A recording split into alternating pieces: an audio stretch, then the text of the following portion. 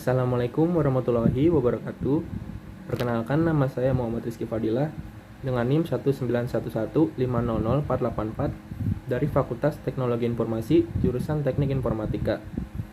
Pada kali ini saya akan menjawab pertanyaan dari Kak Jule, dosen terkait mata kuliah Interpersonal Skill sebagai salah satu syarat untuk pengerjaan ujian akhir semester mata kuliah Interpersonal Skill kelas AA Universitas Budi Luhur. Baik, mari kita mulai pertanyaannya. Menurut saya, kemampuan interpersonal skill itu sangat penting dalam menjalin hubungan dengan orang lain. Karena ketika kita menjalin hubungan dengan orang lain, kita perlu berkomunikasi dengan cara yang baik dan benar, lalu bekerja sama dan mampu menyelesaikan masalah dengan baik secara bersama, sehingga orang lain akan nyaman dalam menjalin hubungan dengan kita. Menurut saya, mencintai diri sendiri itu sangat penting sebelum menentukan seberapa besar kita dapat mencintai orang lain. Karena ketika kita mencintai diri sendiri, kita dapat menerima segala keadaan dan menghargai diri sendiri sebelum kita dapat mencintai dan menghargai orang lain. Maka dari itu, alangkah baiknya kita dapat mencintai diri sendiri terlebih dahulu sebelum kita dapat mencintai orang lain.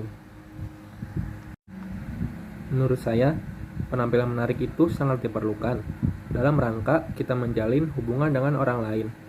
Karena penampilan yang baik dan menarik akan meningkatkan rasa percaya diri kita dan kita mampu memberi respon positif terhadap orang yang sedang menjalin hubungan dengan kita, sehingga orang tersebut akan nyaman ketika sedang menjalin hubungan dengan kita. Menurut saya, cara untuk menjadi seseorang yang berpikir positif adalah selalu menerima keadaan diri sendiri tanpa membanding-bandingkan dengan orang lain. Lalu, kita harus memiliki pikiran yang terbuka, sehingga kita dapat melihat segala hal dalam sudut yang positif. Dan yang terakhir, kita harus mau menerima nasihat dan masukan dari orang lain. Menurut saya, cara agar menjadi seseorang yang bisa memiliki interpersonal skill yang baik adalah dengan cara berlatih bagaimana melakukan komunikasi yang baik dan benar, lalu menjadi pendengar yang baik ketika orang sedang berbicara, dan juga kita harus memahami perasaan orang lain. Menurut saya, cara agar menjadi pendengar yang baik adalah dengan memberikan perhatian penuh kepada orang ketika sedang berbicara. Kita juga harus menunjukkan rasa sopan dan menanggapi dengan baik yang berkaitan dengan apa yang orang lain telah bicarakan. Kebahagiaan dalam hidup menurut saya sangat penting, karena ini merupakan faktor penting dalam membangun kesehatan mental dan fisik yang baik, serta dapat membuat kita menjalani hidup dengan lebih semangat dan penuh energi positif. Mengelola emosi sangatlah penting dalam menyelesaikan suatu masalah, karena kita mampu menghadapi masalah tersebut secara tenang. Cara saya mengelola emosi dengan masalah yang dihadapi adalah pertama, bersikap tenang. Lalu yang kedua, berbicara dengan baik-baik terkait masalah tersebut dan dapat menghargai apapun pendapat yang diberikan. Lalu yang terakhir adalah mengajak berdamai antara satu dengan yang lainnya supaya terciptanya rasa aman dan nyaman bersama. Menurut saya, cara untuk memaafkan masa lalu adalah dengan cara berdamai dengan diri sendiri dan menjadikan hal yang buruk atau negatif tersebut sebagai evaluasi diri saya sendiri untuk bersikap lebih baik ke depannya. Bagaimana cara memimpin sebuah keluarga ketika kelak saya akan menjadi seorang ayah yang harus menciptakan kebahagiaan setiap harinya? Yang pertama, kita harus menciptakan suasana nyaman di lingkungan keluarga. Kita juga harus mendukung segala kegiatan mereka yang positif tentunya. Lalu selanjutnya, menunjukkan rasa kasih sayang terhadap sesama. Tunjukkan rasa peduli terhadap sesama. Dan yang terakhir, menjaga komunikasi yang baik dan harmonis antar anggota keluarga.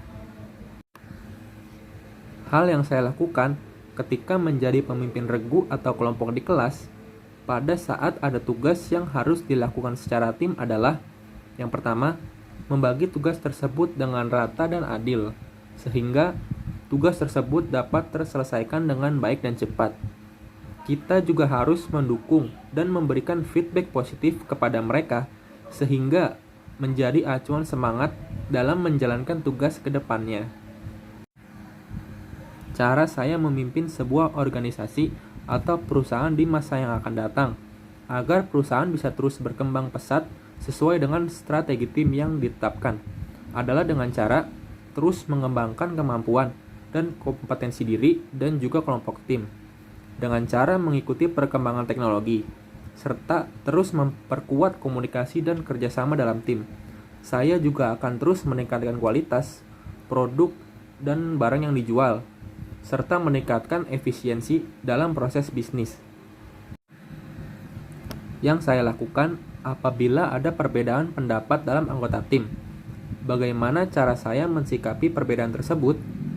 Cara untuk menyikapi perbedaan tersebut adalah yang pertama, mendengarkan dengan baik pendapat dari anggota tim saya dan mencari solusi terbaik dengan cara berdiskusi. Saya juga akan memperhatikan perbedaan pandangan dalam tim dan mencari jalan tengah yang dapat diterima oleh semua anggota tim. Ketika saya telah menyelesaikan perkuliahan interpersonal skill ini, saya akan menjadi seseorang yang memiliki kepribadian yang lebih baik.